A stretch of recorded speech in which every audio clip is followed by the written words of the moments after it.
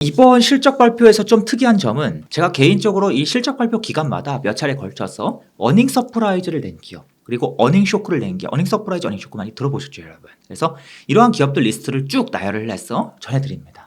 왜 그런가 하면 우리가 어닝 서프라이즈를 낸 기업들 또는 어닝 쇼크를 낸 기업들에 주목을 했을 때 또 여러 가지 투자 아이디어가 나올 수 있고, 실제로 어닝 서프라이즈 기업들, 어닝 쇼크 기업들을 이용한 투자 전략도 굉장히 많이 세울 수가 있습니다.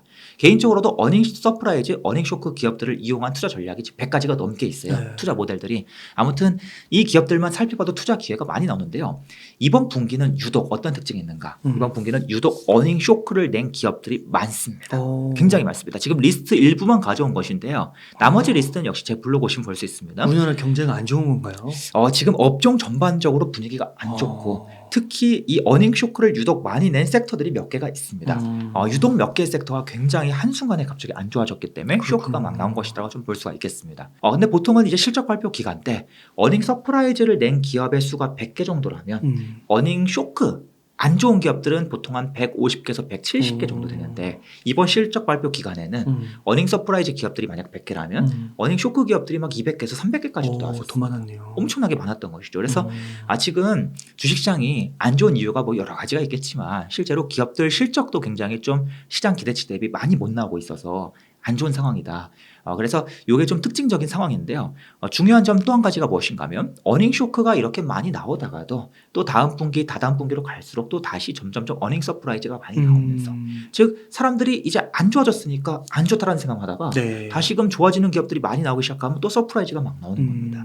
그래서 무슨 말씀을 드리고 싶은가? 요즘에 주식시장이 안 좋기 때문에 많은 분들께서 주식시장 귀를 닫고 나는 주식에 이제 관심 안 둘래 이런 분들이 많으실 거라고 생각하지만 사실 지금일수록 우리가 자꾸만 좋은 기업들을 발굴해내야 이제 서프라이즈가 팍팍팍 늘어나는 그 시기에 좋은 성과를 막 낼 수 있다.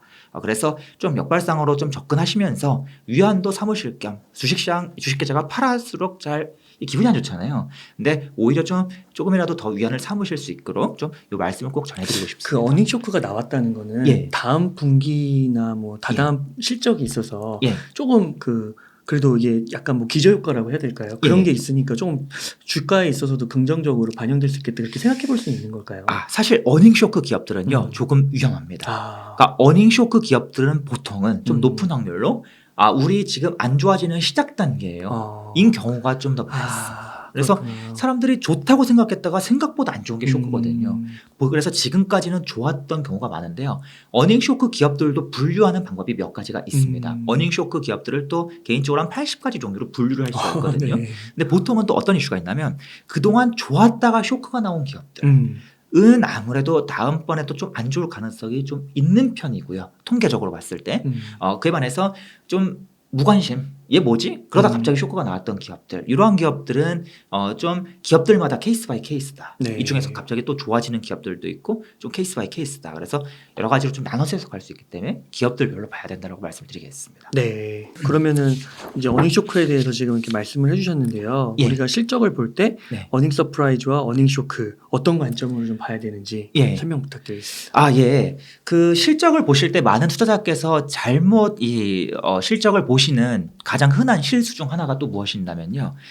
실적이 증가했대. 이 기업의 실적이 증가했대. 뭐 YOY로 전년 동기 대비 30% 이상 증가했대. 그럼 그 증가에만 주목하시는 경우가 너무나 많습니다. 그런데 증가는 중요하지 않아요. 뭐가 중요한가? 기존의 시장의 기대보다 기존의 시장의 이 기대보다 더 증가했는지 아니면 덜 증가했는지가 훨씬 더 중요합니다. 예를 들어서 시장에서 LG전자의 실적이 100에서 200만큼 2배 증가할 거다라고 기대하고 있었는데 LG전자의 실적이 100에서 180까지밖에 증가를 못했어요. 200만큼 증가하지 못하고 이만큼밖에 증가를 안 했어요. 그러면 많은 투자자께서 뭐라고 생각하시냐? 야, 실적이 100에서 180으로 증가했어. 대박. 이렇게 생각하시는데 그건 아무 의미 없다고요. 시장의 기대가 200이었는데 180밖에 안 나왔어. 즉 어닝 쇼크죠. 네. 이러한 쇼크가 나오면 보통은 굉장히 안 좋은 신호가 되는 경우가 많다. 그래서 이때 유의를 해야 된다. 물론 항상 안 좋은 건 아닙니다. 기업 바이 기업으로 다르긴 하지만 일단 무조건 좋다고 생각해서는 안 된다. 이게 중요한 포인트가 되겠습니다. 그래서 항상 실적이 증가했다 감소했다 이게 중요한 게 아니라 시장의 기대치보다 시장의 컨센서스라고 부르죠. 이 기대치의 평균치를 컨센서스라고 부르는데 네이버 금융에 들어가셔서 기업들의 이 재무제표를 검색할 수 있지 않습니까? 거기에 보시면 오른쪽에 이 노란색 칸으로 기업들의 예상 실적이 적혀 있습니다. 그 예상 실적들이 컨센서스다라고 보실 수가 있겠고요. 그 컨센서스보다 더 좋게 나왔는지 적당히 비슷하게 나왔는지 아니면 안 좋게 나왔는지 이를 꼭 살펴보셔야 합니다. 그래서 컨센서스보다 안 좋게 나왔다면 어닝 쇼크네? 안 좋아. 이게 아니라요. 왜 안 좋을까? 일시적일까? 아니면 오래가는 이슈일까? 요거를 꼭 살펴보시는 작업이 필요하다라는 점을 좀 강조드리도록 하겠습니다. 네. 예. 그러면 이렇게 실적 발표 관련해서 이제 실적에 대해서 좀 얘기해 주셨고, 예. 뭐 기업의 가치는 실적이랑 뭐 비례한다 결국엔 이런 얘기 많이 하시는데, 예. 뭐 실적 외엔 다른 거 안 보시는 거예요? 사실은 지금 굉장히 중요한 말씀을 해주셨는데요. 네. 기업의 주가가 실적에 의해서 결정된다. 실적이 오르면 주가가 오른다라고 말씀하시는 분들이 사실 많으시긴 많죠. 합니다. 그런데 아니요. 사실 굉장히 잘못된. 왜냐하면 실적 곱하기 밸류에이션입니다. 그렇죠. 아무리 실적이 좋아도 밸류가 즉 사람들이 생각하는 어떤 가치가 떨어지면 주가는 하락하죠. 그래서 많이 하시는 실수 중 또 한 가지가 무엇인가면 어떤 기업의 실적이 계속해서 좋게 나오다가 실적이 점점점 그렇게까지 좋지 않으실 때, 좀 성장이 둔화될 때 어떤 이슈가 생기냐면 실적은 여전히 증가하고 있잖아. 그럼 주가는 가겠지라고 생각하시지만 잘못된 거거든요. 왜냐하면 실적의 성장 속도가 느려지게 되면 밸류에이션이 떨어집니다. 예를 들면 여러분께서 많이들 쓰시는 PER이라는 밸류에이션 지표는 항상 성장률과 연동이 되죠. 그래서 피터 린치가 PEG라는 지표를 많이 쓰기도 했지 않습니까? 성장률이 높은 기업은 더 PR을 많이 줘야 되고 성장률이 떨어지는 기업은 PR을 낮게 줘야 된다. 그런데 성장률이 높았다가 낮아지는 기업은 당연히 높은 PR을 주다가 낮은 PR을 주게 되어 있고 이 과정에서 실적이 여전히 오르고 있더라도 PR이 낮아지는 속도가 훨씬 더 빠르기 때문에 주가는 크게 하락하게 된다는 것이죠. 그래서 개인적으로는 밸류에이션이 아주 중요하다. 사실은 여러 가지 통계 작업을 쭉 진행해 보면 밸류에이션이 주가에 가장 큰 영향을 미칩니다. 오히려 실적보다도 밸류에이션이 더 큰 영향을 미치는 경우가 자주 나오는데요. 근데 아쉽게도 밸류에이션은 또 이야기를 풀기 시작하면 기본 1시간으로 시작을 해야 되기 때문에 좀 다음번에 또 초대해 주시면 그때 또 한번 말씀을 풀어도록 하겠고요. 네. 아무튼 밸류에이션은 또 여러 가지 볼 수 있는 다양한 관점이 있고 다른 투자자분들께서도 많이 말씀해 주시기 때문에 또 다른 영상을 한번 참고해 주셔도 좋을 것 같습니다. 대신에 오늘은 좀 더 재밌는 한번 기준을 드려볼게요. 실적 말고 또 무엇을 보는가? 물론 기업의 재무 비율, 재무 지표 이런 것들도 봅니다. 대표적인 재무 지표로는 혹시 부채 비율 많이 들어보셨을 겁니다. 근데 이 부채 비율이 조금 아쉬운 게 우리나라 2000년에서 2010년 요 초반 요 당시에 우리나라에 굉장히 많은 투자 서적들이 막 쏟아져 나왔고 그 당시에 어떤 책들이 유행을 했냐면 제가 워렌 버핏의 투자 전략을 요약해 드리겠습니다. 피터 린치의 투자 전략을 요약해 드리겠습니다. 벤저민 그램의 전략을 요약해 드리겠습니다. 유명 투자자들의 전략을 요약해 주는 책이 굉장히 많이 나왔는데 그 책이 한결같이 뭐라고 얘기했느냐. 워렌 버핏은 부채 비율 150% 이하인 주식만 산다. 피터 린치는 200% 이하만 산다. 이러한 말도 안 되는 얘기들이 너무나 판을 치던 시기가 있었습니다. 그래서 많은 투자자께서 편견을 갖게 되셨어요. 어떤 편견을? 부채 비율이 낮을수록 좋은 거구나. 혹시 이러한 생각을 해본 적이 있으십니까? 그렇게 지금도 그런 것 같아요. 지금도 그러신 것 같으세요? 오늘 잘 온 것 같습니다. 부채 비율이 그래서 50% 이하인 기업만 80% 이하인 기업만 투자할게. 그리고 사실 우리나라가 과거에 뼈아픈 과거를 가지고 있죠. IMF 때 부채로 인해서 문제가 터졌다 보니까 좀 웃긴 일이 있었습니다. 우리나라 정부에서 부채 비율 200%가 넘어가는 기업들은 안 좋은 기업들로 취급하던 시기가 실제로 있었어요. 그래서 국가 프로젝트 이런 거 입찰할 때 부채 비율이 200%가 넘어가는 기업들은 입찰도 못하게 하는 그런 시기가 있었습니다. IMF 직후에. 그래서 웃긴 일이 무엇인가 하면 어떤 일이 벌어졌냐. 부채 비율이랑 기업의 이 가치, 이 좋고 나쁨은 상관이 없어. 누가 이렇게 말을 했냐. IMF가. 정작 국제기구 IMF가 우리나라한테 뭐라고 했냐면 시정 권고를 내렸습니다. 부채 비율 200% 이하 그 이상으로 기업의 좋고 나쁨을 평가하는 것은 잘못됐다. 그러한 규정을 좀 철폐하는 것을 권고합니다. 이러한 일이 있기도 했었습니다. 실제로 어떤 일이 벌어지는가?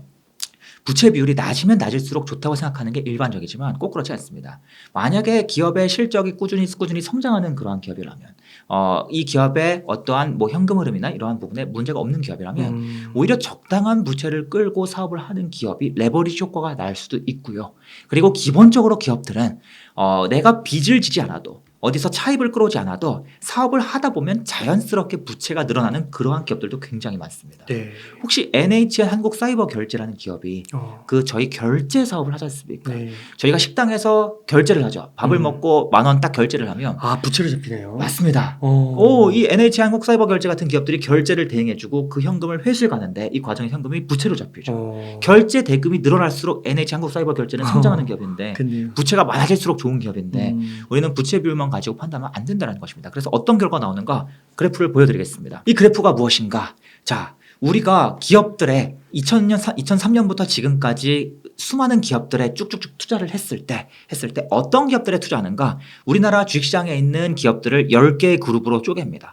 혹시 무슨 기준으로 쪼갰을까요? 혹시 무슨 기준으로? 부채가 적은 기업, 적은 기업, 그다음 적은 기업, 그다음 적은 기업, 그리고 이제 많은 기업, 부채가 많은 기업, 그리고 가장 많은 기업. 부채 비율이 높고 낮음에 따라서 기업들을 10개 그룹으로 쪼갰다는 것입니다. 그러니까 우리가 흔히 생각하기에 부채 비율이 가장 낮은 10%의 기업들이 가장 높은 수익률을 기록했을 것만 같지만 실제로는 부채 비율이 적당히 높은 기업이 대략 한 40%에서 180% 사이에 있는 그러한 기업들의 평균적인 수익률이 가장 높았다는 것입니다. 굉장히 재미있는 게 이 통계를 여러 가지로 돌리다 보면 어떤 결과도 나오냐면 대형주 같은 경우에는 시가총액 상위 50% 기업들은요. 부채 비율이 가장 낮은 기업들이 부채 비율이 막 가장 높은 게 막 부채 비율 2,000% 막 3,000% 이런 기업들보다 수익률이 낮게 나옵니다. 그래요. 예, 상장 배치까지 다 고려해도요. 그러니까 우리 상식을 좀 뒤엎어서 생각해 볼 필요가 있다라는 것이죠. 그래서 이러한 이야기를 제가 블로그에 과거에 몇 년 전부터 많이 써왔고 또 투자자분들께서 좋아해 주셨는데요. 아무쪼록 개인적으로 이러한 지표들까지도 도입해서 부채 비율이 적당한 기업들, 레버리지 효과가 적당히 나는 기업들을 또 추려내는 작업도 합니다. 그래서 좀 지표를 여러 가지로 다각도로 본다라고 말씀드렸고 좀 가장 많이 잘못 보시는 부채 비율에 대해서도 좀 의견을 전해드려봤습니다. 그러니까 주식 투자가 단순하지가 않고 뭐 표현이 좀 어렵다 뭐 이렇게 생각할 수도 있는 게 이렇게 다양하게 봐야 되는데 우리가 누군가 이렇게 얘기를 하면 그냥 1 더하기는 2다라는 식으로 흡수를 하니까 맞습니다. 그걸 그대로 적용하려고 하니까 왜 난 한 대로 한 것 같은데 왜 수익률이 이럴까 이렇게 될 수도 있는 것 같아요. 맞습니다. 정말 그 호돌이 대표님을 이거 강의를 한 15시간, 20시간 이거짜리 들어야 될 것 같은데 맛배기로 이렇게 보여주셔가지고 아무튼 자주 오실 수 있도록 하겠습니다. 감사합니다. 그러면은 대표님 또 그 블로그에 보니까 신사업에 대해서 또 재밌는 글을 써주셨더라고요. 이것도 한번 좀 소개해 주시면 좋겠습니다. 이거 진짜 재밌는 이야기인데요. 잘 들어보세요, 여러분. 재미없으셔서 잘 들어보세요. 기업들이 신사업을 할게요. 우리 막 새로운 사업을 할게요 하면 호재일까요? 악재일까요? 보통은 호재 아닐까요? 호재일 것 같고 저도 그렇게 생각이 들고 실제로 호재인 경우가 생각보다 많은데요. 이번에 금융감독원에서 아주 재밌는 보고서를 발간했습니다.